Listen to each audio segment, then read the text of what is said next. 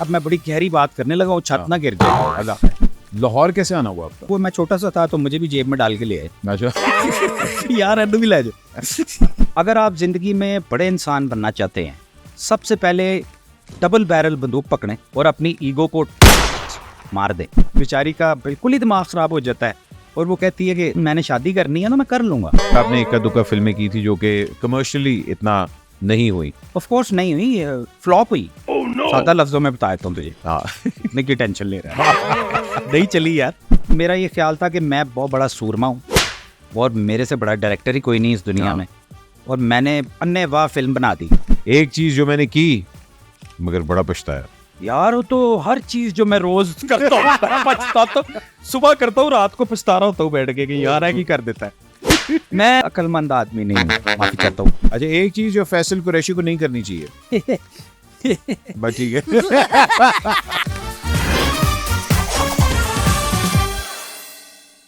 अस्सलाम वालेकुम ख़वातीनो हज़रात, मेरा नाम अहमद अली भट्ट है और आज एक्सक्यूज़ मी में क्या बात है, ऐसी ज़बरदस्त पर्सनैलिटी खोद के मैं लेके आया हूँ कि मैं आपको क्या बताऊँ। इन्होंने, मैंने जब पॉडकास्ट शुरू किया था मैंने ना कुछ लोगों के नाम सबसे पहले लिखे थे। मैं कहा यार मैं इन लोगों के साथ ज़रूर करना चाहूँगा। इनको ढूंढना सिर्फ मुश्किल ही नहीं बल्कि नामुमकिन है। इनके दोस्त भी इनसे नाराज़ होते हैं बिकॉज़ ये बड़े ही एक आर्टिस्टिक मिजाज के इंसान हैं। सिटकॉम के बेताज बादशाह रह चुके हैं। म्यूज़िक इंडस्ट्री के अंदर जो म्यूज़िक वीडियोस का एक दौर आया था उसके भी ये बेताज बादशाह रह चुके हैं। कॉमेडी ऐसी करते थे कि आप कहते थे वाह वाह वाह वाह। One time he was the authority on television when it came to Lahore entertainment. आज तूफ़ान के अंदर हम ये पॉडकास्ट शूट करें, मैं मजाक नहीं कर रहा, वाकई तूफ़ान आया हुआ है। और इनको ढूंढ के और इन्होंने बहुत अपने प्यार मोहब्बत से मुझे टाइम दिया। इन्होंने बारिश के अंदर कह देख मैंने तुझे कमिट किया था, मैं आऊँगा तेरे साथ। Ladies and gentleman please welcome Jawad Bashir sahab. अस्सलाम वालेकुम भाईजान, the one and only Jawad Bashir sahab. Sir, अस्सलाम वालेकुम। ये तूफान जो है ये सिर्फ तेरे फेवरेटिज्म जो तू मेरे इंट्रो में कर रहा है उसकी वजह से आया है और कोई बात नहीं। नहीं, मैं इसलिए करूँ क्योंकि मैंने आपसे बड़ा सीखा है। मैं वासे चौधरी हो गया, हम लोग सारे हो गए, हम लोगों ने आप लोगों को देख के वाकई नहीं तो आपने मुझसे इतना सीखा है तो अब मुझे भी सिखा दे कुछ। सबसे पहले आप मुझे नहीं समझ, मैं आपको जवाद कहूँ, जोधा जैक्सन कहूँ, जो तेरा दिल करता है कह ले। आलू बुखारा कह ले। आलू बुखारा। मैं आपको यूसुफ सली की जवानी कह लूँ, ये ना कह बस। नहीं, यूसुफ सली साहब का बड़ा एहतराम है यार, वो बड़े मेंटोर हैं लोगों के। मैं जवाद भाई को हमेशा छेड़ता हूँ। मैं कहा कभी अगर यूसुफ सली साहब के ऊपर फिल्म बनी ना तो आप उनकी जवानी का कैरेक्टर प्ले करेंगे। मैं कर लूंगा, कर ले। यूसुफ साहब का बड़ा एहतराम है। सर, सबसे पहले तो एक टाइम पे जो दौर था, बल्कि उस पर मैं बात दूंगा, पहले बताओ आप किधर गायब हुए हैं? यार गायब का ये सीन है कि इतने ज़्यादा साल काम कर लिया था हर तरह का, तो फिर दो तीन वजूहात थी। एक तो ये था कि इतना काम कर लिया कि थक गए। हाँ। दूसरा ये था कि आइडियाज़ आना बंद हो गए हैं। हाँ, और ऐसे हो गया कि यार मैं जो भी कर रहा हूँ मुझे खुद महसूस हो रहा था, मैं सबसे बड़ा क्रिटिक अपना खुद हूँ। हाँ जी, वो मैं देखा हूँ। तो मुझे ये लगा कि यार जवाद बशीर तुम वही करी जा रहे हो। वो ठीक है, लोगों का प्यार है, लोगों की मोहब्बत है कि लोग पसंद कर लेते हैं, लेकिन मैंने भी तो अपने आप को वो करना है ना, एहतसाब करना है अपना कि यार ये क्या तो करी जा रहा है, वही करी जा रहा है इतने सालों से। तो फिर मैंने कहा कि मेरा ये ख्याल है कि मुझे थोड़ा सा ब्रेक ले लेना चाहिए। तो मैंने सोचा कि 6 महीने साल टाइप का मैं ब्रेक ले लेता हूँ, क्योंकि इतना काम कर लिया बस काफ़ी हो गया। तो मैंने 6 महीने साल का ब्रेक लिया तो यार यकीन कर इतना मज़ा आया। अच्छा। हाँ, तो मेरा दिल ही नहीं किया उसके बाद काम करने को। मैंने कहा यार कुछ ना करने का तो वाह वाह वाह क्या मज़ा है। तो बस मैं फिर ज़रा सुस्त हो गया और बड़ी देर तक सुस्त रहा और अभी तक उसी मोड में चल रहे हैं तकरीबन। लेकिन ये है कि अब मेरा ख्याल है मैंने 2 साल का शायद या 3 साल का ब्रेक ले लिया। उसके बाद फिर मैंने कहा यार बस काफ़ी हो गया, अब मैं वापस जाग गया हूँ। हाँ, मैं इसको कहता हूँ कि मैं वो हाइबरनेटिंग मोड में था। हाँ। तो वो हाइबरनेशन से मैं बाहर निकला हूँ और कोई फर्क नहीं पड़ा। कोई ये नहीं कि कोई बड़ा जीनियस बन के निकला हूँ, मैं वैसे ही निकला हूँ बाहर, तो कोई फायदा नहीं हुआ। बाहर निकला और एक तो निकला कि यार अच्छा इस तरह ही है। मगर अब क्या दोबारा टेलीविजन की तरफ आने का है या फिल्म की तरफ? यार honestly I am confused, I don't know. मैं मैं अब पहले, क्योंकि अब इतना काम कर लिया हुआ है और करियर की स्टेज पे आ चुके हुए हैं कि अब वो वाला तो चक्कर है नहीं कि बस आते ही काम शुरू कर देना है। मैं एक्चुअली अब मैंने अपना ये जो करियर और अपनी ज़िंदगी और अपना सब कुछ, अब मैं बड़ी गहरी बात करने लगा हूँ, छत हाँ। ना गिर जाए कि। अल्लाह खैर। तो वो मैंने बेसिकली सब कुछ यूनिवर्स को दे दिया है। ओके। यूनिवर्स को देने का मतलब बड़ा सिंपल है कि हाँ ठीक है, यूनिवर्स को पता है कि मेरा क्या टैलेंट है, मैं क्या करता हूँ, सारी दुनिया को पता है। अब मैं वो देखूंगा कि व्हाट्स कमिंग टुवर्ड्स मी, अच्छा। मुझे क्या ऑफर हो रहा है, मुझे क्या लोग कह रहे हैं करने को, उसमें से मैं फिर चूज कर लूंगा कि यार ये मुझे करना है। ये अब वो चाहे टेलीविजन हो, चाहे फिल्म हो, चाहे एक्टिंग हो, चाहे डायरेक्शन हो, आई डू एवरीथिंग। तो I am open to everything. तो अगर किसी इन्वेस्टर ने बहुत से पैसे जमा किए हुए हैं हाँ और वो फिल्म बनाना चाह रहा है, बिल्कुल। तो मैं हाजिर हूँ। ओके। पैसों से हम लोग पहले आते हैं। वो लड़का जो कि एनसीए के अंदर था, जी, वो लड़कपन और एनसीए के हॉस्टल्स का एक ज़माना था आपका। Course golden times. आपकी पैदाइश लाहौर की तो नहीं है? मेरी पैदाइश एक बहुत छोटा सा गांव है खानगढ़, वहाँ की है। वहाँ की है। और कितने बहन भाई हैं आप लोग? हम 3 बहन भाई। 3 बहन भाई। और आप नंबर 1? मैं सबसे छोटा हूँ। सबसे छोटे हैं आप। लाहौर कैसे आना हुआ आपका? यार मैं तो उस वक्त मैंने होश भी नहीं संभाला था, तो मेरे माँ बाप आ गए लाहौर। तो वो मैं छोटा सा था तो मुझे भी जेब में डाल के ले आए। अच्छा। यार एंड भी ले जाओ। ये अभी पढ़ा रहेगा इधर, इसको भी ले जाओ। अब वो स्कूल में कैसे, मतलब पढ़ाई में ठीक थे? यार मैं पढ़ाई में बहुत नकम्मा था, एक्स्ट्रा करिकुलर एक्टिविटीज़ में बहुत तेज़ था और स्कूल से भागने में भी बहुत तेज़ था। अच्छा। पढ़ाई में मुझे पढ़ने का शौक कभी भी नहीं रहा। और वो पता नहीं, मैंने कोशिश बड़ी की, मुझे समझ ही नहीं आता था। पता नहीं मेरा ध्यान इधर उधर ही होता था अजीबोगरीब बातों पे। हाँ। तो पढ़ाई में मैं इतना अच्छा नहीं था, but I was all right, कर लिया किसी। लेकिन हाँ मुझे ये याद है कि स्कूल के टाइम पे मैं दुआएं करता था कि अल्लाह जल्दी से ये किसी तरह मेरा स्कूल का जो फेज़ है ना ये ख़त्म हो जाए, तो फिर मैं पता नहीं क्या कर दूंगा। किया कुछ भी नहीं। मगर आर्ट्स एंड क्राफ्ट की तरफ कब? कभी भी नहीं। मतलब मैं दैट वाज एन एक्सीडेंट। ये आर्ट्स, ये show business, this is all an accident. Because मेरी बहन जो थी, जब मैं कॉलेज में था मैंने एफए किया था, मैं एफसी कॉलेज से एफए किया था मैंने। तो मेरे घर वाले मेरी तरफ देखते थे, मेरे बहन भाई काफ़ी लायक थे दोनों। हाँ। और तो वो मेरा भाई चार्टर्ड अकाउंटेंट है, मेरी बहन शी इज़ एन आर्टिस्ट, तो लाइक पेंटर आर्टिस्ट। तो वो मुझे देखते थे कि यार ये क्या करैक्टर है और इसका क्या करना है। तो वो मुझसे पूछते थे कि तुम क्या बनना चाहते हो। अल्लाह की कसम मुझे नहीं पता था। तो मैं कहता था यार मुझे नहीं पता, आप लोग बता दें क्या बनूं, मैं वो बन जाता हूँ। तो वो कहते थे हम तुम्हें क्या बताएं, तुम निकम्मे ही इतने हो।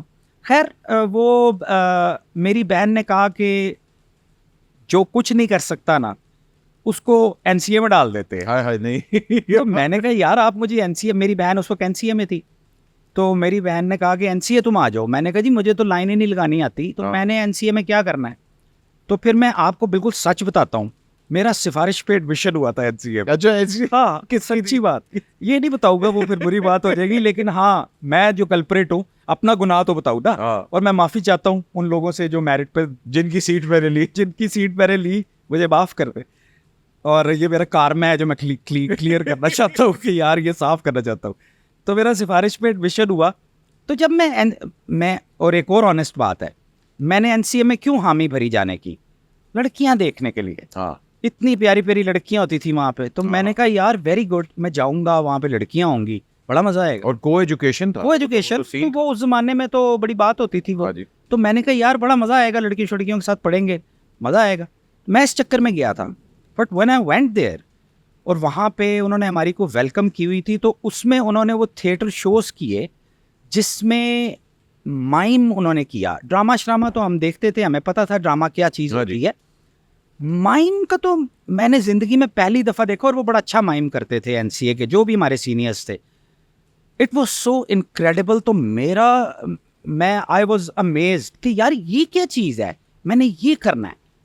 तो और माइम के अंदर तो आप बोलते भी नहीं है? बोलते भी नहीं है माइम में, तो आप वो एक्शन से अपने सारा कुछ बिल्कुल करते हैं। I was so amazed. मैंने कहा यार, मैं सब लड़कियां भूल गया।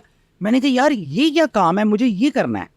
जैसे वो अवेकनिंग नहीं होती, it was actually an awakening कि यार ओके ये शायद मुझे ये करना है। तो मैं उधर चला गया ऑडिशन देने, मैं और एहसन रहीम, हम दोनों। एहसन रहीम से आप, अब क्योंकि आप वो आपसे जूनियर थे, आपके सीनियर थे? एहसन रहीम मेरे और मैं क्लास फेलो से एनसीए में, ओके, हम एक ही सेक्शन में थे, एक ही क्लास में थे, तो और हम दोनों उस वक्त से ही दोस्त हैं, ओके। अभी हमने शुरू भी नहीं किया। तो फिर हम पहली मुलाकात याद है आपको एहसन के साथ? बिल्कुल याद है, मैं आपको बताता हूँ। अभी एनसीए में हमारा एडमिशन भी नहीं हुआ था। हाँ। सईद अख्तर साहब बड़े मोहतरम हमारे क्या बात। टीचर हैं, उन्होंने भी बताया कि एक बंदा लाइन खींच रहा था। वो मेरी बहन ने मुझे उनके पास भेज दिया कि तुम ड्राइंग एडमिशन से पहले सीख लो थोड़ी हाँ। सी। मैं उनके पास ड्राइंग सीखने जाता था, उनकी क्लास होती थी, तो मैं उस ज़माने में बस पे से उतरा, मेरे पास तो गाड़ी शाड़ी नहीं होती थी, बस पे से उतरा मैं वहाँ उनके पास जाने के लिए। तो मैंने देखा कि एक करेक्टर है जो साइकिल है उसके पास, लेकिन वो साइकिल चला नहीं रहा, अच्छा, पैदल चल रहे? साइकिल के साथ पैदल चल रहा है। मैंने कहा ये क्या करेक्टर है। तो फिर साथ चलना शुरू हो गए, तो वो उसने देख के मुझे ऐसे मुस्कुराया, मैं भी मुस्कुरा दिया। उसने कहा किधर जा रहे हैं आप? मैंने कहा ये मुझे ऐसे पूछ रहा है जैसे साइकिल पे छोड़ाएगा, खुद तो चला नहीं रहा। तो मैंने कहा यार ये मैं इधर ड्राइंग करता हूँ सईद अख्तर के साथ साथ। उसने कहा ओहो मैं भी तो वहीं जा रहा हूँ। अच्छा। मैंने कहा अच्छा, तो वो एहसन रहीम था। तो फिर हम इकट्ठे गए, तो फिर हमें पता चला कि अच्छा हम दोनों एडमिशन लेने की कोशिश कर रहे हैं। और दोनों को हो गया? एहसन रहीम का सिफारिश पे नहीं हुआ था, he was very talented amazing artist, मेरा सिफारिश पे हुआ था। चले, अब आप लोगों ने पहली दफा वहां माइम इकट्ठे हम माइम का जब ऑडिशन देने गए ना, तो उन्होंने कहा रिजेक्ट हो गए हम दोनों। उन्होंने कहा भाई तुम्हें नहीं आता कुछ, तुम किधर आ गए हो, हाँ। तो तुम्हें किसने कह दिया है? हमने कहा अच्छा। तो मुझे आता था जिम्नास्टिक, उस वक्त मैंने स्कूल में जिम्नास्टिक किया हुआ था और I was a very good gymnast. Mime में जरूरत होती है एक्रोबैट्स की, फ्लेक्सिबल मूवमेंट्स और वो सारे। तो वो मैंने देखा। उसने कहा यार जाओ वक्त ना जाया करो, निकलो यहाँ से। मैंने कहा सर ये जो पीछे लड़के जंपे लगा रहे हैं ना, मैं इनसे बेहतर समरसॉल्ट मार लेता हूँ। अच्छा। उसने कहा अच्छा मार के दिखाओ। मैंने कहा समरसॉल्ट मार दी।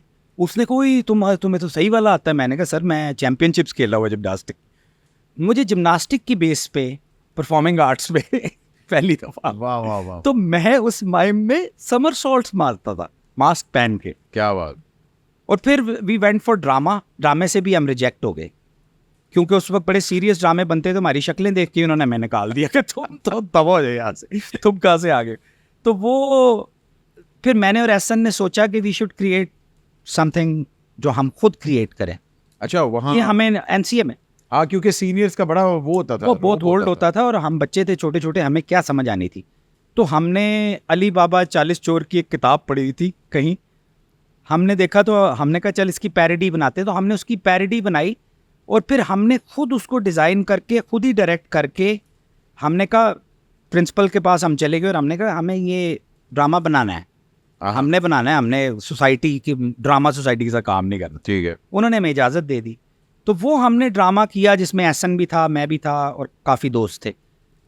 वो फिर बहुत हिट हो गया।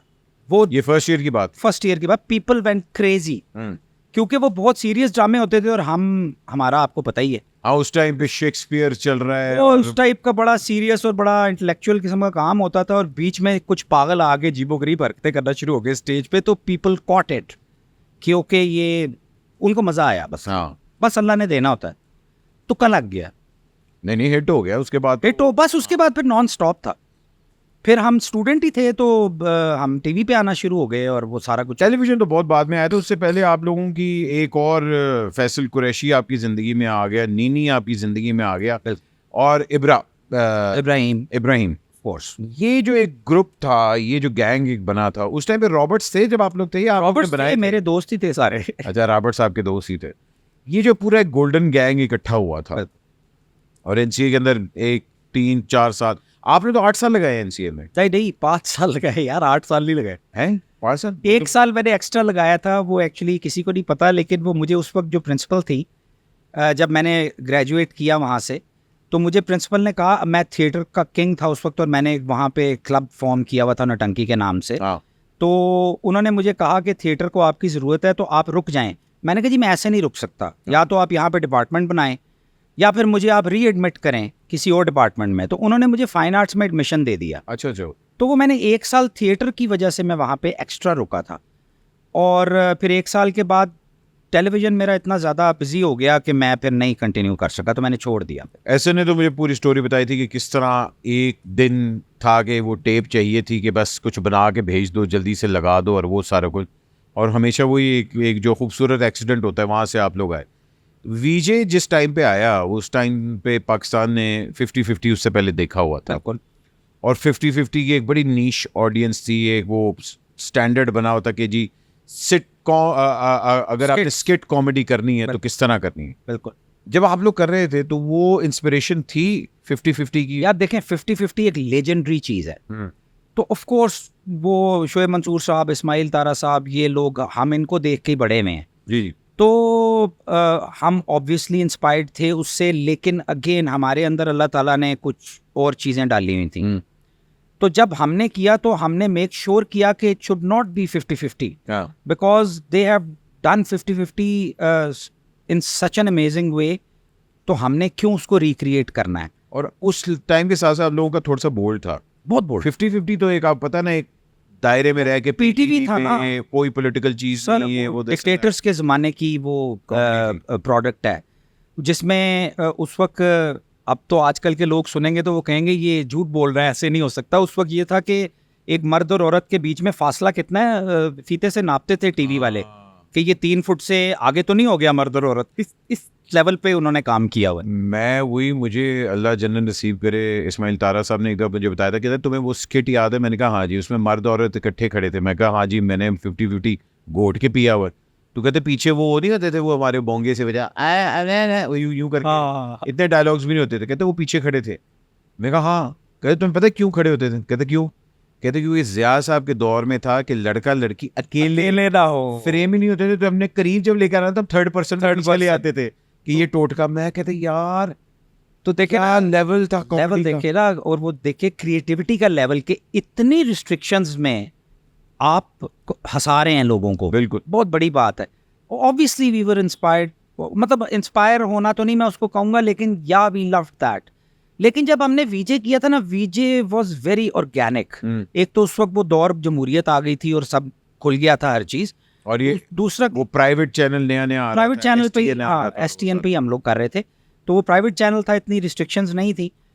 दूसरा ये था कि वीजे वाज वेरी ऑर्गेनिक। वो ऑर्गेनिक इस तरह था कि हम सब हॉस्टलाइट्स थे, हम सब हॉस्टल में इकट्ठे रहते थे सारे दोस्त, और रात को हम जो बातें करते थे वही हम सुबह जाके टीवी पे कर देते थे। हाँ, तो वो it was very natural and organic, और सब ने एकदम से रिलेट किया उसके साथ, क्योंकि वो पहली दफ़ा पाकिस्तान में किसी ने नेचुरल बोलना शुरू किया था, जैसे हम आम जिंदगी में बोलते हैं और हम आम जिंदगी की बातें जो करते हैं। वो उस वक्त, अब तो आम है, लेकिन उस वक्त के लिए वो नई बात थी, तो वो पिकअप हो गया एकदम से। बीच में आप लोगों का पहला सिटकॉम कौन सा था जो आप लोगों ने? 3/3 मैंने किया था। 3/3 जो आपने डायरेक्ट भी किया? मैंने डायरेक्ट। हाँ, 3/3 कैसे हुआ था? या 3/3 एक्चुअली मैं और एहसन इकट्ठे कराची शिफ्ट हुए थे वीजे के दौर में। जी। और हम सारे इकट्ठे कराची शिफ्ट हुए थे। कुछ अर्सा हमने कराची में इकट्ठे, मैं और एहसन को डायरेक्टर्स थे उस वक्त। तो उसके बाद फिर मेरे कुछ लाहौर की फैमिली की कुछ मजबूरियां थी, तो मैं कराची रह नहीं सकता था। तो मैंने एहसन को कहा कि यार मुझे लाहौर जाना है। तो एहसन नाराज़ हुआ मेरे से कि यार तुम मुझे छोड़ के जा रहे हो, और मतलब हम इकट्ठे काम करते हैं। एक्चुअली मैंने कश्तियाँ जलाई थी, तो मैं कराची में हम बहुत काम कर रहे थे, और जाहिर है कराची मार्केट, एजेंट एक्स भी आ गया, एजेंट एक्स भी, और फिर बहुत से हमने और शोज़ वगैरह हमें मिले हुए थे और हम कर रहे थे। बट मैंने वो कश्तियाँ जला के मुझे आना पड़ा लाहौर, और लाहौर में काम नहीं था इतना। मैंने कहा अल्लाह मालिक है, मैं लाहौर आ गया, और मैं अकेला था, और अब एहसन अलहदा कर रहा था और हम अलहदा हो गए, किसी लड़ाई पे नहीं। हाँ। मेरी कुछ मजबूरी थी, मुझे आना पड़ गया लाहौर। तो यहाँ पे एक वो नफीस साहब होते थे कोई, तो उन्होंने कहा यार मैंने सुना आप लाहौर आ गए हैं, शिफ्ट हो गए। मैंने कहा हाँ जी मैं आ गया हूँ। उन्होंने कहा मैं कोई एक प्रोजेक्ट प्रोड्यूस करना चाहता हूँ, तो आप करने। तो I had that idea in my mind, that 3/3 thing. तो मैंने उनको कहा कि एक चीज़ होती है सिटकॉम, उस वक्त किसी को पता भी नहीं था सिटकॉम क्या होता है। तो मैंने कहा ये शाशलिक हो रहा था उससे पहले? नहीं, शाशलिक सब बाद में है उसके। फैमिली फ्रंट था। शाशलिक तो काफ़ी बाद में किया, वो भी मैंने ही किया था, लेकिन आफ्टरवर्ड्स। तो वो फिर अदील हाशमी, अली ताहिर, इन सब के साथ हमने टीम बनाई, और फिर हमने वो 3/3 प्रोड्यूस किया, और वो भी it went crazy. I know, because उस टाइम पे फैमिली एक वो मतलब जैसे फैमिली फ्रंट का एक टाइम आया था, but that was very family oriented. आपका पहले था सारे फैमिली ओरिएंटेड ही होते थे। नहीं, this was youth oriented. Youth oriented of course. इसमें कोई फैमिली वाला वो सीन नहीं था। दिस वाज कंप्लीटली के कॉलेज का जमाना दिखा रहे हैं और वो दिखा रहे लड़कों की सारी, लड़के लड़कियों की सारी बात, तो बिल्कुल यंग लड़के लड़कियों की, तो वो अगेन लोगों के लिए एक नई चीज़ थी। तो वो एक्चुअली हमें थोड़ा सा एज ये मिल गया कि हमने हर वो चीज़ की जो पहली दफ़ा हो रही थी, हैं। तो वो हमें उसका बेनिफिट मिल गया। शाशलिक कब आया? शाशलिक काफ़ी बाद में आया था। वो फिर शाशलिक के अंदर you were part of it, then you left shashlik. वो मैं बताता हूँ। वो एक्चुअली सरमद उस वक्त पढ़ रहा था, मेरा ख्याल है गवर्नमेंट कॉलेज में शायद। तो मैंने एक ड्रामा डॉक्टर यूनिस भट्ट साहब के साथ किया था, जो उन्होंने लिखा था। उसका नाम था रॉन्ग नंबर्स, थोड़ा सा चला था वो उसमें सरमद एक्टिंग कर रहा था। अच्छा। और मैं सरमद की एक बड़ी अमेजिंग बात आपको बताता हूँ जो किसी को नहीं पता, और वो I was so impressed. Sarmad मेरे पास आया और मैं उस वक्त ऑडिशंस कर रहा था उस ड्रामे के लिए, एक्टिंग के मेन एक्टर्स थे उसमें 4। Sarmad was one of the persons जो कि ऑडिशंस दे रहे थे मुझे। तो सरमद ने मुझे ऑडिशन दिया, तो मैंने सरमद को, मुझे नहीं पता था सरमद कौन है। एक लड़का आया, उसने कहा जी मेरा नाम सरमद है। मैंने कहा बेटा चल शुरू हो जा। लाइटें पकड़ा दी, उसने पढ़ी, मैंने कहा वेरी गुड, ये अच्छा है लड़का। मैंने उसको कास्ट कर लिया। हमारी जब पहली रिहर्सल थी, जब वो कास्ट हो गया, हर चीज़ हो गई, तो उसने मुझे बताया कि वो इरफान खुसर साहब का बेटा है। अरे वाह। मैंने कहा यार तुमने मुझे पहले क्यों नहीं बताया, इरफान साहब तो हमारे उस्तादों में से हैं, तुम मुझे बताते तो मैं तुम्हारा ऑडिशन भी ना लेता। उसने कहा यही मैं नहीं चाहता था। I was so amazed. मैंने कहा यार ये होता है ना बंदा, ये होता है ट्रू आर्टिस्ट। तो फिर उसके बाद जब सरमद के साथ मैंने टाइम स्पेंड किया, तो मुझे ये समझ आई कि ये इतना क्रिएटिव और इतना ज़बरदस्त ये बंदा है, और इसके अंदर इतना टैलेंट छुपा हुआ है जो कि हमें निकालना चाहिए। फिर सरमद ने शाशलिक लिखा था, मैंने नहीं लिखा था। अच्छा, या मेरा आइडिया नहीं था, कंप्लीटली सरमद का आइडिया था। और फिर सरमद ने मुझे कहा कि जवाद भाई मैंने ये लिखा है, तो यार इसको डायरेक्ट कर दे। तो मैंने कहा ओके। फिर मैंने उसको डायरेक्ट किया। मेरा ख्याल है मैंने कोई 50-60 किस्तें उसकी डायरेक्ट की थी, शुरू की। फिर बाद में सरमद टुको। सरमद ने फिर मुझे कहा कि मैंने असिस्ट करना है आपको इसमें, I want to learn direction. तो मैंने कहा of course why not. Sarmad ने मुझे उन 50-60 एपिसोड्स में असिस्ट किया। अरे वाह। तो उसके बाद फिर एक एपिसोड में पता नहीं मेरा कोई प्रॉब्लम था, तो मैंने सरमद को कॉल किया कि आज मैं नहीं आ सकता, तो ये एपिसोड तुम डायरेक्ट करोगे।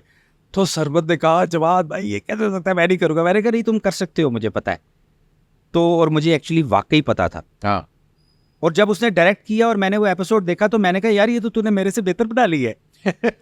असल में मेरे से बेहतर था वो। तो मैंने कहा एक minute, now you are ready, अब मेरी ज़रूरत नहीं है। अब अगर मैं एम ही बिला वजह शाशलिक करता जाऊंगा तो वो तुम्हारे साथ नहीं ठीक। तो फिर मैंने शाशलिक इस वजह से छोड़ा कि Sarmad was doing so good, he was ready and he was doing so good, better than मी। तो मैंने कहा यार तू खुद कर। और जवाद भाई ईगो नहीं आती यहाँ कि यार मैंने एक चीज़ शुरू की, अगला अभी जाके टेक ओवर हो रहा है, वो चीज़ नहीं कभी आई? यार मैं आपको एक सिंपल बात बताता हूँ। ज़िंदगी में एक ही चीज़ सीखी मैंने, अगर आप ज़िंदगी में बड़े इंसान बनना चाहते हैं, सबसे पहले डबल बैरल बंदूक पकड़ें और अपनी ईगो को टबस मार दें। जब आपको ज़िंदगी में हमेशा तंग करती है और हमेशा आगे बढ़ने से रोकती है, वो आपकी ईगो होती है। ये मैंने लर्न किया है ज़िंदगी में, और अपने हाइबरनेशन पीरियड में मैंने ये चीज़ें लर्न की हैं। मेरे में बहुत ईगो थी और मैंने उसका बड़ा नुकसान उठाया है, और सब उठाते हैं। तो ईगो अब तो मार नहीं सकते आप ईगो को, क्योंकि वो एक आपका बिल्ट इन फीचर होता है। लेकिन हाँ, आपने उसको चपेड़े मार मार के सुलाते रहना है।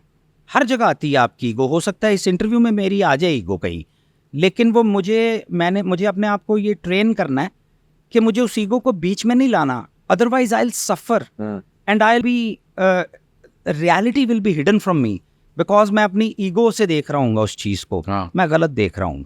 ईगो का सवाल ही पैदा नहीं होता। मैंने लर्न कर लिया है ये, मेरा ख्याल है सबको करना चाहिए ये। एक टाइम पे आपने जितना सिटकॉम्स पे आपने महारत आपकी थी, क्योंकि कोई वो सिटकॉम अगर बनाना है, जिस तरह अगर कोई सीरियल बनाना है, तो जो उस डायरेक्टर को लेना उस तरह था कि जी अगर सिटकॉम कोई पाकिस्तान में बना सकता है वो उससे जवाद बशीरी है। और आपने मेरा ख्याल है कोई 20-25 सिटकॉम्स तो बनाए हैं। मुझे याद तो नहीं कितने, लेकिन बहुत बनाए हैं, बहुत बनाए हैं। और मुझे याद था म्यूजिक वीडियोस और सिटकॉम्स मैंने सबसे ज़्यादा बनाए। 3 घंटे में एपिसोड शूट कर ली थी आपने। वो एक आपका फ्लो बन जाता है जब, तो आपका एक फॉर्मेट सेट हो जाता है, तो फिर आप फटाफट कर लेते। और आपने बड़े करियर्स लॉन्च किए। आपने मतलब सरमत का हो गया, क्या कहते हैं, नादिया अफगन वगैरह, ये सारा एक लॉट था। फातिमा आप लोगों के साथ थी, बिल्कुल ऑफ कोर्स। फिर एहसन वगैरह, ये सारा मतलब बड़े नए नए जितने भी अब जो आपको नजर आ रहे हैं, ये आपके सिटकॉम्स के थ्रू आए हुए हैं सारे। बहुत से इसमें से लोग आए हुए हैं, बिल्कुल। लेकिन मैं ये मानता हूँ कि मेरा कोई कमाल नहीं है उसमें, क्योंकि एक तो उनका अपना टैलेंट है, उनकी अपनी मेहनत है, और नहीं वो तो बजाय दूसरा ये कि यार अल्लाह ने जिसको देना हो, मेरे थ्रू नहीं देगा, आपके थ्रू दे देगा, बिल्कुल बिल्कुल। किसी के भी थ्रू दे देगा। तो उनकी मेहरबानी जो एक्नॉलेज करते हैं इस बात को। अभी भी मैंने एक दो इंटरव्यू में देखा कि सरमद ने कहा कि जवाद मेरा उस्ताद है। मैं बहुत खुश हुआ इस बात पे, और बड़ा थैंक यू सरमद का कि वो एक्नॉलेज करता है। अब बड़ी- वो माशाल्लाह इतना बड़ा डायरेक्टर है and he is so good, और वो अगर एक्नॉलेज कर रहा है इस बात को तो ये उसका प्यार है हाँ। और उसका बड़ापन है। नहीं, मैंने सबसे पहले आप लोगों का जो थिएटर प्ले देखा था, वो था ड्रैकुला की वापसी, हाँ। अलहमरा हॉल नंबर 1 में, वो मैंने देखा था। और वहाँ से मैंने पहली दफ़ा कहा था कि मैंने भी ड्रामा करना है। वो ड्रैकुला की वापसी वाज अमेजिंग। हाँ, उसके बाद मैंने टार्जन किया था। हाँ, टार्ज़न। तो मतलब you've inspired a generation। ये जो अभी आपको बिल्कुल। पौधे नजर आ रहे हैं ना, बिल्कुल मैंने उस टाइम 50-50 देखा, मगर मेरी जनरेशन का 50-50 आप लोग थे, ऐसे ही है कि आप ऐसे लोग ही। को देख के हम लोग आए। आप सी कह रहे। उसके बाद आया एक दौर म्यूजिक वीडियोस का, जिसको हम कहते हैं खांचा पेला दौर। खाचापेला.com। वो जवाद बशीर का एक स्टैंडर्ड म्यूजिक वीडियो, जो कि भाई मतलब मुझे याद है यार, अगर किसी के पास पैसे नहीं है ना, या पैसे हैं और अगर म्यूजिक वीडियो बनानी, क्योंकि कराची में तो होता था ना होइटी टोइटी काम, कि जी वो इतने कम से कम बजट्स। 50,000 की वीडियो बनेगी। हाँ, उस बारे में बड़ा होता था 50। 50,000 रुपए की म्यूजिक वीडियो बनने वाली है। मगर मुझे याद है कि 3,000 रुपए से लेके लाख रुपए तक सारी म्यूजिक वीडियोस आपने बनाई। यार वो उसकी वजह ये है, उसकी दो एक ही वजह है असल में उसकी, कि वो मेरा दिल बड़ा नरम है और मैं एक रहमदिल आदमी हूँ बेसिकली। तो वो लोगों को पता चल गई ये बात कि ये स्टूपिड आदमी है, यानी रहमदिल आदमी है। रहमदिल आदमी स्टूपिड ही होता है बेचारा। तो वो मेरे पास लोग आज, एक रक्षे वाला आ गया मेरे पास और उसने कहा सर मैं रक्षा चलाना, उसने को अपना गाना सुनाया मुझे कि यार मेरा पंजाबी गाना है जी, मैं रक्षा चलाता हूँ, तो मैंने रक्षा बेच के ना वीडियो बनाना हो। मैं कहा तेरी मेहरबानी है। मैंने उसके हाथ जोड़ दिए, मैंने कहा रक्षा ना बेच यार, मैं तुझे बना देता हूँ वीडियो। मैंने उसका भी बना दिया वीडियो, पता नहीं 2-4 हज़ार में बना दिया। तो कहने का मतलब है कि वो मैं रहमदिल था, तो वो लोग सारे मेरे पास आ जाते थे तो मैं बना देता था। नहीं भैया, उस टाइम और कराची वालों को बड़ी खिज होती थी, वो कहते थे उस वक्त के लोग नहीं, मुझे खिंच तो नहीं, खैर उसमें बड़ा प्यार भी करते थे वो मेरे से। नहीं, मैंने एहसन भाई से बात की थी, उन्होंने कहा था हाँ देखें जो राइवलरी थी ना, कि rivalry of course, Rivalry rivalry बहुत थी ज्यादा। Because I was like engaging at least 80% of the screen. हाँ अगर वो म्यूजिक प्रोग्राम में 10 वीडियोस हैं तो 6 मेरे होते थे बीच में बिल्कुल से। बिल्कुल। ऑब्वियसली खिंच तो चढ़नी थी, राइवलरी तो होनी थी, वो दिल दिल में होगी। मेरे मुंह पे तो सारे अच्छे ही थे। अब वो सारे मेरे दोस्त हैं यार, तो वो कोई इतना मसला नहीं है। क्योंकि अभी आप काम नहीं कर रहे। अब मैं काम नहीं कर रहा, काम शुरू करूंगा फिर होऊंगा। मैं फिर हो जाएगा। ओए, फिर आ गया। रेडी ऑफ कोर्स मैं आ जाऊंगा, और टेंशन ना लें, आ रहा हूँ। इंशाल्लाह इंशाल्लाह। म्यूजिक वीडियो में कभी कोई ऐसी वीडियो जो कि आपने कहा यार ये मैं क्यों कर रहा हूँ? सारी वो आधे से ज्यादा वो मैं हमेशा से एक लिथार्जिक आदमी हूं और काम करने का शौकीन नहीं हूँ। हाँ। I don't like shooting, oh. I like editing, I love editing.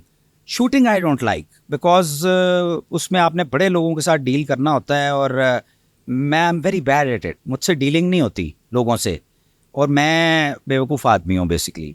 तो लेकिन खैर मजदूर आदमी भी हूँ तो कर तो लेता हूँ। तो मुझे बस ज़्यादातर वीडियोस में तो ये हो रहा होता था। और फिर कई दफ़ा ये होता है कि जो आर्टिस्ट होते थे ना वीडियोस में, उनकी बड़े कॉन्शियस होते थे वो, क्योंकि म्यूजिशियंस, रॉक स्टार्स, ये जितने भी हैं ना, इनको बड़ा मसला होता है अपनी इमेज का और हर चीज़ का। और उस ज़माने में, अब ज़रा थोड़ा चेंज हो गया सीन, उस ज़माने में बहुत मसला होता था कि यार मैं ऐसे नहीं आऊँगा, मैं वैसे नहीं आऊँगा, मैं ऐसे नहीं करूँगा। तो आपको बहुत से क्रिएटिव आइडियाज़ आपके ख़राब हो जाते थे उस वजह से। उससे मुझे थोड़ी नहीं, आपने जवाद बशीर की वीडियोस बनाई, मतलब जहाँ छोटे बहने आपने मेरे ख्याल है इब्रार से लेके सबकी वीडियोस तकरीबन ऑलमोस्ट सबकी बनाई हुई। बिल्कुल। कौन सी ऐसी वीडियो है जो आपके वाकई दिल के सबसे करीब है यार? वो मजा तेरा है। ते मेरा शराज उपल, वाकई तेरा ते मेरा। वो मैंने बड़े प्यार से बनाई थी और वो बड़ी अच्छी है। हाँ। पता नहीं, आई डोंट नो, अब अपने काम की तारीफ करते हुए बता अजीब से ही लग रहा है। उपल ने चिट्टा पाया इसी अंदर। हाँ, शिराज उपल असल में वो गाना मेरे पास कोई और अजीब सा बनवाने लेके आया था, तो मैंने कहा ये गाना क्यों बना, उसने एम ही मुझे सुनाया था, वो तेरा थे मेरा, मैंने कहा था मैंने ये करना है, मैंने वो वाला करना ही नहीं है, मैंने रोला डाल दिया था। हर डायरेक्टर की एक म्यूज होती है, बिल्कुल ठीक है। आपकी भी थी, हर वीडियो में ज़ीक्यू थी। म्यूज नहीं थी वो, शी वॉज अ फ्रेंड। नहीं, मगर वो तो फिर हर म्यूजिक वीडियो में आप लोगों ने मेरा ख्याल है कोई 10-12 म्यूजिक वीडियोस एक साथ की। Because we were having a great time and we were very good friends. हमें मज़ा आता था इकट्ठे काम करके, और दोस्त थे हम बहुत अच्छे।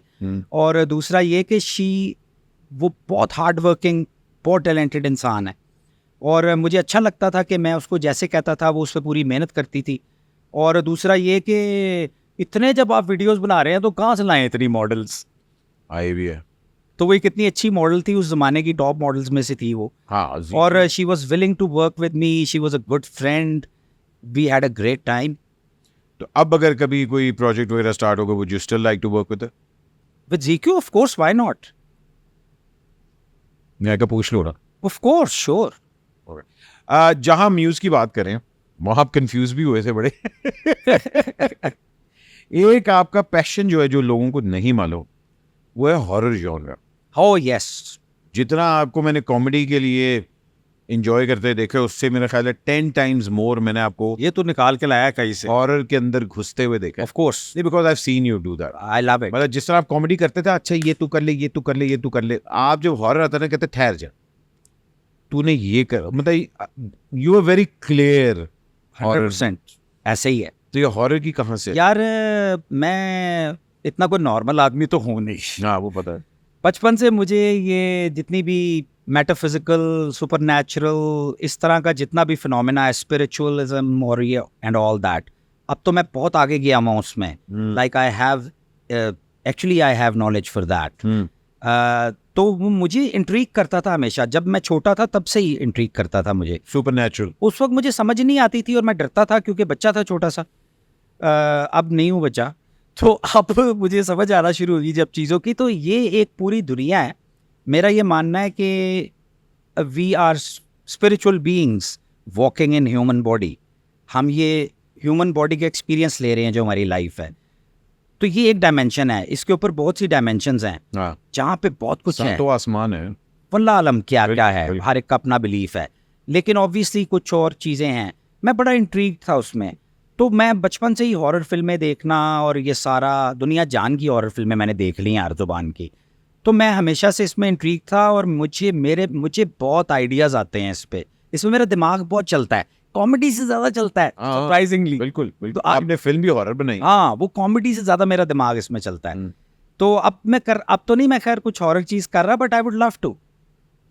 अगर मुझे कोई कहेगा हॉरर, अगर मुझे मेरी चॉइस दी जाए कि यार आप अपनी चॉइस की फिल्म बनाए, तो मैं हॉरर फिल्म बनाऊंगा। हॉरर, हाँ, वो बड़ा एक आपका कंफर्ट जॉनर, और आपने उस टाइम पे हॉरर बनाई थी जब लोग इस जॉनर को अंडरस्टैंड नहीं, हिम्मत ही नहीं करता था कोई। और हॉरर बनाना बहुत मुश्किल होता है, क्योंकि हॉरर जरा सा भी हल्का हो ना, फनी आ जाता है वो। जॉर्डन पील ने एक बड़ी अच्छी बात कही थी, ऐसे कहा था, the difference between comedy and horror is the music. हाँ, इज राइट। क्या खूबसूरत बात है। कोर्स कि एक शॉट के अंदर अगर तुम म्यूजिक बदल दोगे ना तो कॉमेडी हो जाएगा, और वो डाल दोगे तो वो हॉरर हो जाएगा। ऐसे ही है। क्या बात है। जहाँ हम लोग हॉरर की बात कर रहे हैं, एक आपका हॉरर प्रोजेक्ट था डॉक्टर और बिल्ला। बहुत हॉरर था यार वो। वो भी आपकी जिंदगी का बड़ा हिस्सा रहा है, बल्कि अभी तक है। अब तो नहीं है, टूटा भज्जा ही है, लेकिन हाँ ऑफ कोर्स वो एक बड़ा मेजर हिस्सा है। और major, I think music video से पहले यू वर एस्टैब्लिश्ड। मेरे बेशरम होने का मुंह बोलता सबूत है वो, कि गाना नहीं आता और एक बंदा गा ही जा रहा है। मुझको तुमसे हो गया है प्यार, मैं क्या करूं, ये तो हमारा एंथम था सर। जैसे पुरानी जीन्स, हाँ, ऑफ कोर्स, उस तरह मुझको तुमसे हो गया है प्यार, मैं क्या करूं। ऐसे ही है। तो ये कैसे हुआ यार? मैं ऑनेस्टली बताऊं, मुझे जो एक्चुअली, ठीक है मैं डायरेक्टर था, एक्टर था, सब कुछ था, लेकिन जो असल में मेरे अंदर एक शौक था ना, मुझे बड़ा मज़ा आता था रॉक स्टार्स को देख के। ये जो बड़े उस ज़माने में लेड ज़ेपलिन, तो ये तो वो बड़े रॉक स्टार्स होते थे। मेरी बड़ी ख्वाहिश थी कि मैं रॉक स्टार बनूं बड़ा होके। हाँ। तो गिटार मैंने बजाना सीखने की कोशिश की, मुझसे सीखा ही नहीं गया, टैलेंट ही नहीं था। तो लेकिन मैंने कहा नहीं, मैंने बेशरम थोड़ा बहुत टूटा भज्जा सीख लिया। अब मुझे थोड़ा सा आता था गिटार, तो मैं हॉस्टल में रात को बैठता था, तो बैठे बैठे कुछ धुनें मेरे दिमाग में आ जाती थी, बस अल्लाह ने देना था। तो वो ये मैंने 15 मिनट में बनाया था, ये जो गाना है मुझे तुमसे हो गया प्यार। एमी मैं हॉस्टल में बैठा डॉक्टर बिल्ला में आप हैं बिल्ला, मैं हूँ डॉक्टर आप डॉक्टर हैं और वो अयाज इज द बिल्ला। ठीक है, तो अयाज से आपकी मुलाकात एनसीए में ही हुई थी? हॉस्टल ओ, एनसीएम। अब ये गाना कैसे बना? बस ये गाना ऐसे ही मेरे दिमाग में आया और ठक ठक ठक ठक ठक 10 मिनट में बन गया। तो मैंने सुबह बाकी एसन वगैरह को सबको सुनाया, एवरीबडी लव्ड इट। उन्होंने कहा ये तो बड़ा अच्छा है, ये रिकॉर्ड करो। फिर हमने एवं कहीं जाके रिकॉर्ड कर लिया और बस बना दिया, तो सुपर हिट हो गया वो। उसके बाद से मैं मजीद बेशरम हूँ, मैंने कहा ये तो लोगों को पसंद आ गया तो मैं और गाऊंगा। फिर मैं गा ही गया, जो मुझे नहीं करना चाहिए था वैसे। हाँ, लेकिन चलो मैं एग्री करता हूँ, चलो कुछ गाने तो वाकई नहीं वो मुझे अब समझ आई है बड़ी देर बाद आके, लेकिन कोई बात नहीं, देर आए दुरुस्त आए। अरे नहीं, बड़े आपने। अच्छा, मुझे ये था कि अगर अब इस दौर में जब सोशल मीडिया का दौर है और वो सारा कुछ है, अब अगर इस दौर में डॉक्टर बिल्ला हो तो बुरी तरह फ्लॉप होगा और चलेगा नहीं। क्यों? एक्चुअली मैंने एक गाना किया है अभी रिसेंटली, वो वैसे चल गया है। हाँ। वो मेरा कुक्कड़ के नाम से मैंने एक गाना किया है, यूट्यूब पे पड़ा है, अगर कोई देखना चाहे तो देख सकता है। अब असल में मैं एक बड़ी जो मेरा एनालिसिस है आजकल के काम के बारे में, लोग कहते हैं यार अब बड़ा आसान हो गया हुआ है। ऐसा बिल्कुल नहीं है, ऑपोजिट है। मेरा ख्याल है कि अब बहुत मुश्किल हो गया हुआ है, क्योंकि हर बंदा स्टार है, हर बंदे के पास स्मार्टफोन है, लोग रील्स बनाते हैं, लाखों में फॉलोअर्स हो जाते हैं उनके। तो एक तो स्टारडम गेन करना बहुत मुश्किल है, दूसरा लाइफ कम हो गई हुई है क्योंकि इतना कुछ है, और अब लोगों को आदत हो गई है रील्स देखने की, ये चीज़ें देखने की। अब टेंशन स्पैन छोटा हो गया, बहुत छोटा हो गया है, लाइफ बहुत छोटी हो गई किसी भी प्रोडक्ट की। आप देखें 2.5 मिनट से ऊपर का कोई गाना ही नहीं। सर नहीं है, 1-1 मिनट के लोग गाने बना रहे हैं। तो वो कहने का मतलब है कि डॉक्टर बिल्ला उस वक्त की चीज़ थी, अब करना बेवकूफ़ी है मेरी नज़र में, मेरी राय में। अब तो इतना कुछ है, और वो उस दौर में क्लिक की थी क्योंकि उस दौर में ऐसा कुछ नहीं था। अब करेंगे तो अब तो उस जैसा हज़ारों तरह का काम हो रहा है। अब चाहत आ गया। हाँ, अब मैं अगर अब करूँ तो I will do something new जो 2024 में वर्क करे। कॉमेडी अनफॉर्चुनेटली जो एक फॉर्मेट होता था हमारा सिटकॉम का, वो Lahore was the capital of comedy, अब वो फॉर्मेट ही मर गया। और इसमें मेरा ख्याल है लाहौर का बहुत बड़ा हाथ है, बिकॉज हम लोगों ने जैसे जैसे ड्रामाज इम्प्रूव होते गए, हमारे सिटकॉम्स बिल्कुल ही माठे होते। हमने बहुत ही सर से उतारना शुरू कर दिया, ये हुआ, और बहुत बुरा काम किया। आप देख लें, अभी तक इक्का दुक्का जो सिटकॉम्स चल रहे हैं वो अल्लाह माफ मेरे से देखे भी नहीं जाते। ऐसा ही है, तो ये हमारी अपनी गलती है। हमने बेड़ा गर्क किया एक अच्छी भली चलती चीज़ का, हमने क्वालिटी बढ़ाने के बजाय उसकी क्वालिटी कम कर दी, तो हमारा कसूर है। मगर आपको नहीं लगता कि ये, हालांकि पूरी दुनिया में सिटकॉम का फॉर्मेट जो है, बल्कि कॉमेडी सीरीज का फॉर्मेट मशहूर तरीन फॉर्मेट, इनक्रेडिबल फॉर्मेट है। जेरी साइनफील्ड देख लें, फ्रेंड्स देख लें, यार हाउ आई मेट योर पूरी मदर दुनिया में अभी भी हो रहा है, और इट्स इनक्रेडिबल। हम बदनसीब लोग हैं कि हमसे मतलब मैं भी हूँ, हमने ख़राब किया उसको। हमें उसको नेक्स्ट लेवल पे लेके जाना था, तो हमने कुएं में गिरा दिया उसको। किसी का कसूर नहीं है, हमारा कसूर है।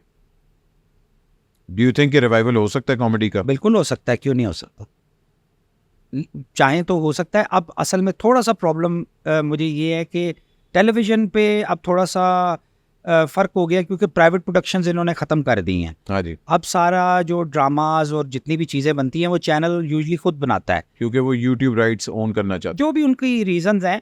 मैं किसी पे को क्रिटिसाइज़ नहीं करता, लेकिन मेरा ये ख्याल है और मेरी रिक्वेस्ट भी है चैनल से कि अब उससे नुकसान ये हो रहा है कि बहुत अच्छा काम है जितना भी हो रहा है ड्रामों की शक्ल में, एक तरह का है, लेकिन सारा उसकी वजह ये है कि डिसीजन मेकर्स एक हैं, प्राइवेट प्रोडक्शन नहीं हो रही, डिफरेंट किस्म के आइडियाज़ और डिफरेंट किस्म की शक्लें नहीं आ रही।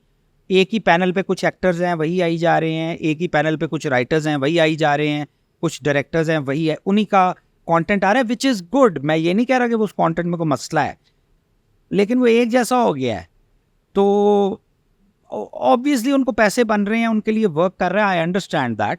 तो मेरा बेसिकली चैनल वालों से यही दरख्वास्त है कि प्राइवेट प्रोडक्शन थोड़ा सा अपने माइंड को ओपन करें, और बड़ा अच्छा काम कर रहे हैं वो लोग जो ऑलरेडी हो रहा है, तो थोड़ा सा मौका दें और लोगों को भी करने दें कुछ, और थोड़ा सा जजमेंट ना करें इतनी। जद भाई, मैं अगर आपको कहूँ कि are you an easy person to get along with? अब मैं दुनिया का सबसे डिफिकल्ट आदमी हूँ। आप मेरे साथ 2 दिन रहे, आप टक्करें मारेंगे दीवारों में।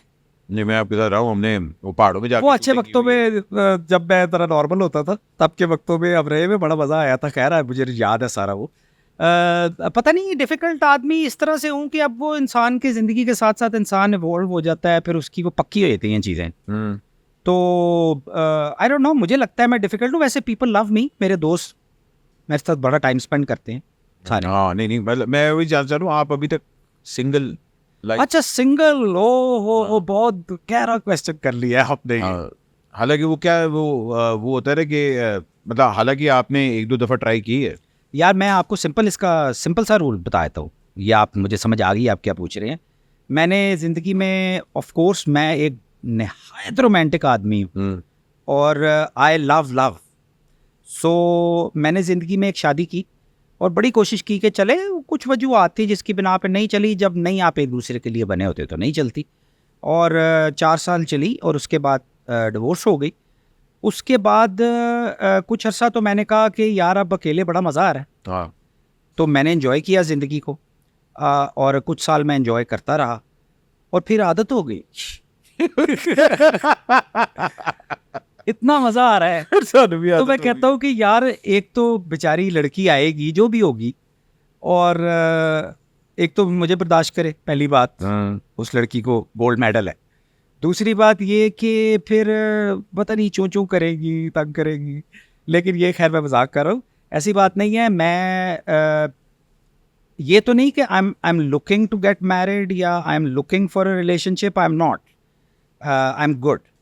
लेकिन मैंने वो दरवाज़ा खोल दिया हुआ है हवा आने के लिए कि if somebody is there, I am open to it. okay, अगर कोई किसी लड़की को मेरे से प्यार हो जाता है और मुझे भी उससे प्यार हो जाता है, और उस बेचारी का बिल्कुल ही दिमाग ख़राब हो जाता है और वो कहती है कि मैंने शादी करनी है, तो मैं कर लूँगा। हाँ। मुझे ऑनेस्टली बताएं कि लाहौर वापस आने का, ये भी कई लोग हमारे क्योंकि कॉमन फ्रेंड्स भी कहते हैं कि यार जवाद का टेम्परामेंट नहीं है कराची वाली लाइफस्टाइल का। ऐसा बिल्कुल भी नहीं है। ये गलत मेरे बारे में सोचते हैं लोग। I love Karachi. ये बड़ी अजीब बात है, लाहौर के लोगों को आमतौर पे कराची नहीं पसंद होता। हाँ, क्योंकि लेट बैक है। मैं 2 साल रहा हूँ कराची में, आई लव कराची, और अब मेरे सारे दोस्त ही वहाँ पे हैं सारे। मुझे एहसन वापस आ गए। हसन आ गया वापस, लेकिन काम वो कराची में ही कर रहा है। हाँ, काम उधर ही। आई लव कराची, और लेकिन ये है कि लाहौर मुझे पसंद बड़ा है। एक एयर में एक सुस्ती और एक रोमांस है। रोमांस है। आई डोंट नो, कुछ है इस एयर में। Romance is the right word, Romance. बड़ा अच्छा वर्ड यूज़ किया, रोमांस है। Karachi is a great city, I love it, और मुझे कोई मसला नहीं है, मैं किसी भी वक्त कराची में भी रह सकता हूँ।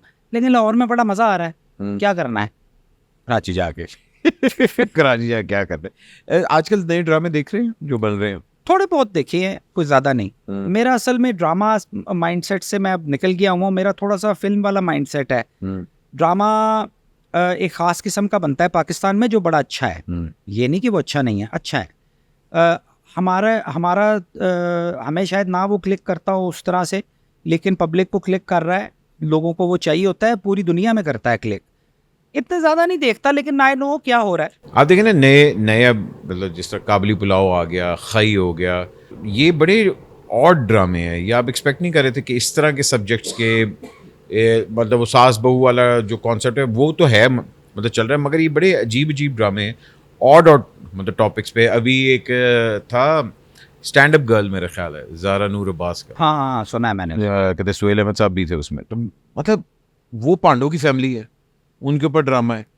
ये जो एक आ रहा है, एक एजुकेटेड मतलब पैरेलल ड्रामा जिसको मैं कहूँगा, ये एक बड़ा यार ऑडियंस को एजुकेट कर रहा है। ये वक्त की ज़रूरत है, क्योंकि दुनिया बहुत चेंज हो गई है। हाँ, हम जिस दौर की भी बातें कर रहे थे वो कोई और दौर था। हाँ, वो कोई और टाइम लाइन थी। The time line has shift.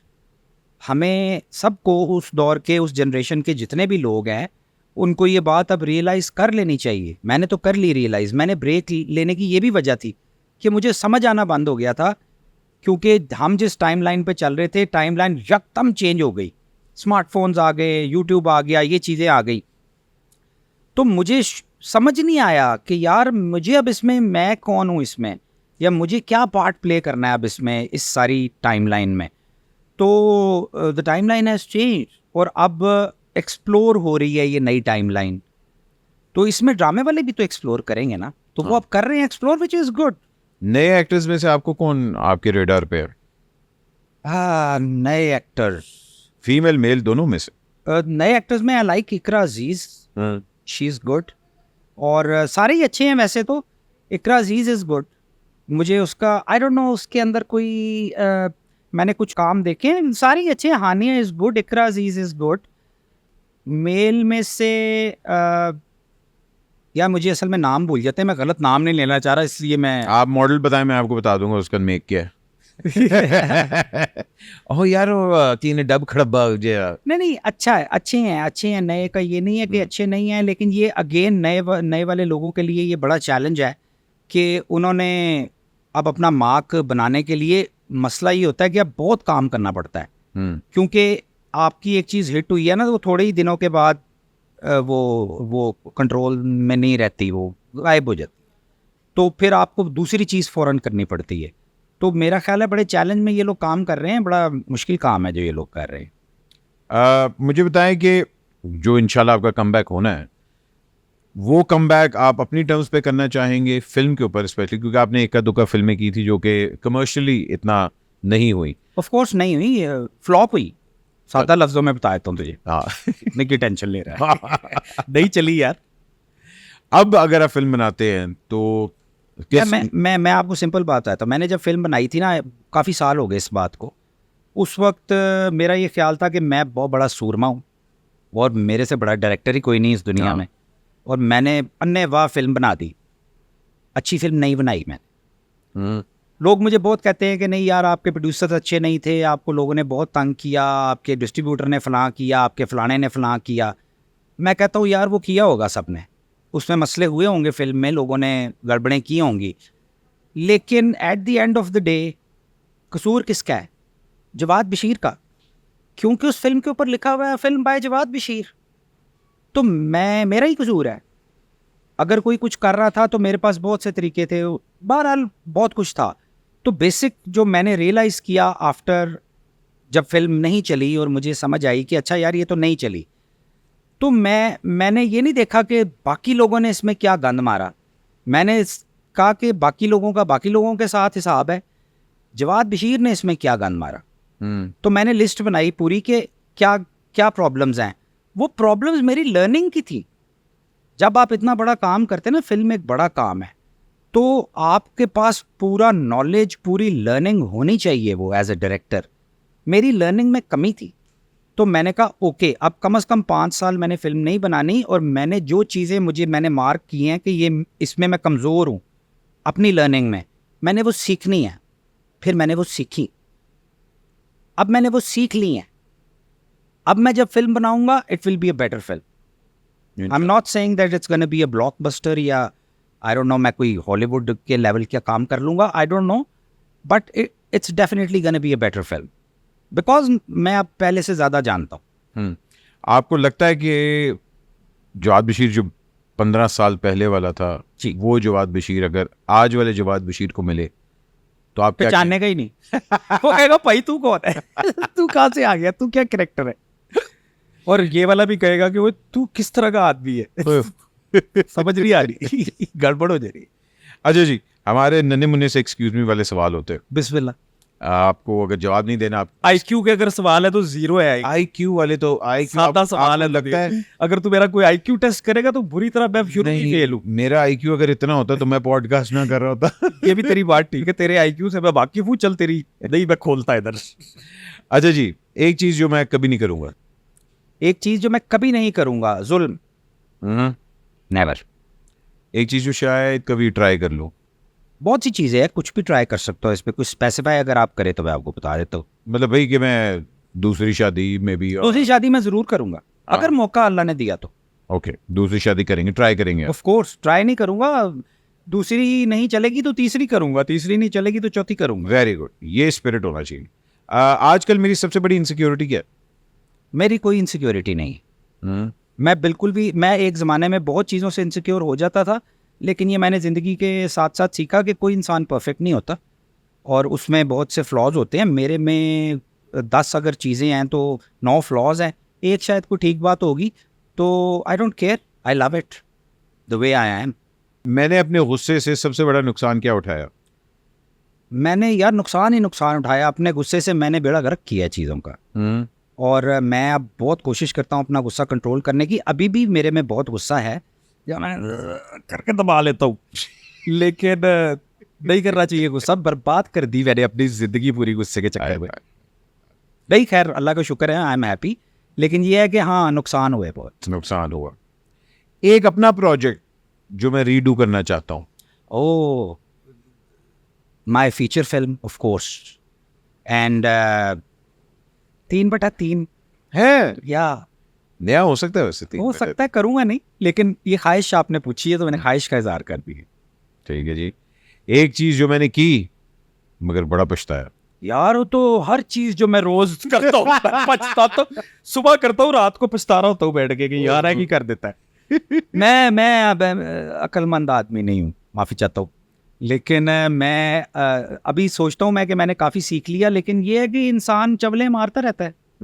तो मैं तो बहुत सी ऐसी चीज़ें करता हूँ जो मैं कहता हूँ यार मैं पछताता ही, लेकिन खैर अगेन जो पछताना एक लफ्ज़ है ना, वो शायद नहीं है। मैं अब इसको पछताने को कहता हूँ लर्निंग के बजाय पछताने के, आप उसे सीख लें कि यार ये, जैसे मैंने आपको बताया कि यार मैंने फिल्म में बहुत गलतियाँ की, ये किया वो किया फलां किया, अब मैं नहीं करूँगा। आपने जो कर लिया और उससे आप सीख लें कि यार ये मैंने किया था, ये गलत है, अब मैंने दोबारा नहीं करना, अब मैंने कोई और गलती करनी। तो I take it like this.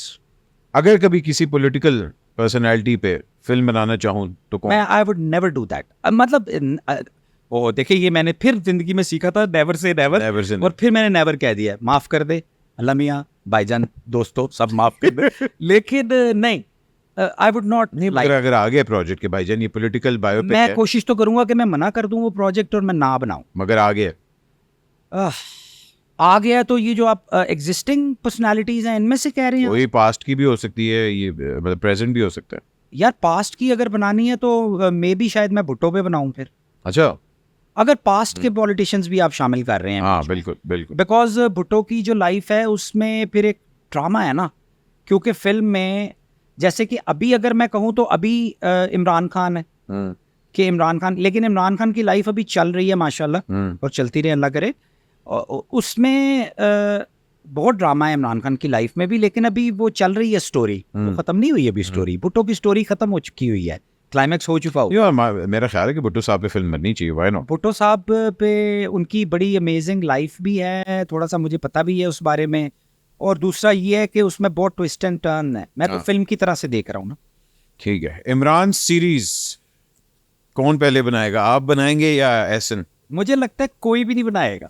Ehsan कहता है मैंने बनानी है, और मैं एहसन जो है ना, एहसन की इश्क है आप दोनों का इमरान सीरीज अभी तक? इमरान सीरीज से इश्क है, लेकिन मैं हमेशा इस बात के खिलाफ होता हूँ। और एहसन जब भी मुझे कहता है ना अब मैंने ये कहानी में बनाया है, तो मैं उसे कहता हूँ मैंने तेरी सुननी नहीं कहानी, क्योंकि मैं ये चाहता हूँ कि तू इमरान सीरीज ना बनाए। इसलिए नहीं कि मैंने बनानी है, मेरा ये ख्याल है, ये मेरा जाती ख्याल है, और एहसन बिल्कुल इख्तलाफ करता है इससे। वो कहता है तू बेकार बात कर रहा है। मैं कहता हूँ फिर भी मैं यही करूँगा कि इमरान सीरीज नहीं बननी चाहिए। इमरान सीरीज, क्योंकि मेरा ये मानना है कि वो उस दौर की चीज थी, और वो उस दौर का जेम्स बॉन्ड था, या मिशन इम्पॉसिबल कह लें। नहीं तो जेम्स बॉन्ड भी जिस दौर की थी वो तो कंटिन्यू हो रही है, वो तो इस टाइम के हिसाब से अडेप्ट हुई हुई यार इमरान सीरीज। और दूसरा ये कि ये जो जनरेशन है, इमरान सीरीज तो हमारी जनरेशन के बचपन में पढ़ते थे। हाँ, तो ये इस जनरेशन को पता ही नहीं है इमरान सीरीज का, तो आप उनको क्यों वो चीज दे रहे हैं जो उनको पता मेरा ख्याल है ये तो बहुत बड़ा एडवांटेज है कि आप एक नए सिरे से एक पूरा उनको कैरेक्टर इंट्रोड्यूस करवाने वाले। लेकिन देखे ना, Clean slate। मैं आपको बड़ी सिंपल बात होता है, इमरान सीरीज में क्या होता है कि वो एक सीक्रेट एजेंट है, वो एक मिशन करता है, बिल्कुल। ये टोटल कहानी है। ऐसी तो 500 फिल्में हैं, आप क्या बम चला लेंगे उसमें? मुझे नहीं पता, एहसन रहीम उसमें को बम चला ले, उसकी मैं फिर बड़ा तालियां जाऊंगा खड़ा होके वहां पे एहसन के साथ। लेकिन ये है कि मैं हमेशा उसको कहता हूँ ओ यार ना बना इमरान सीरीज, ना बना, वो कहता है तू चुप कर, मैंने बनानी है। मैं कहा चल बना ले फिर। ऑब्वियसली वो बनाएगा तो I would be there for him, लेकिन मैं इसके हक में नहीं हूँ। आप इसके हक में नहीं है। अच्छा, एक चीज जो फैसल कुरैशी को नहीं करनी चाहिए, बस ठीक है। फैसल कुरैशी को जागना नहीं चाहिए ज्यादा, है? सोता नहीं है वो। अच्छा, हाँ, इंसोम्निया है उसको। वो अच्छा जी। हाँ। एक चीज जो इब्रार को फौरन कर लेनी चाहिए। अबरारुल हक को नहीं, इब्राहिम इब्राहिम पाकिस्तान आ जाना चाहिए और एक्टिंग शुरू कर देनी चाहिए फौरन। अब तो मतलब कैसे हैं?